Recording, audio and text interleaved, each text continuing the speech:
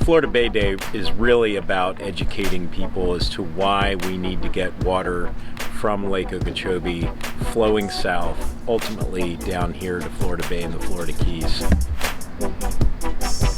When I was guiding in 2015 and went to one of the areas we visited today, I couldn't really get very far before my engine would overheat because of the massive mats of grass that had died and floated up and floated on the surface overnight.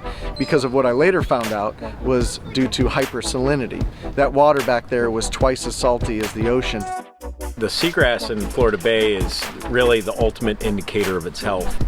It provides refuge for small fish. It's also, as a result, a great place for larger fish to come in and feed on that prey.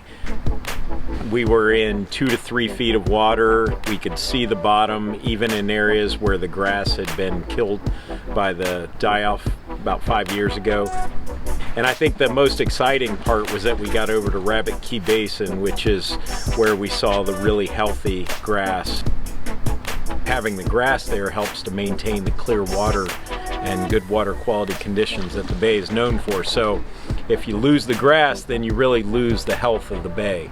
Everglades restoration is really a resilience builder for the ecosystem. It helps to store water and keep it so that we can send it south when we know sea level's rising and we know that our climate is changing.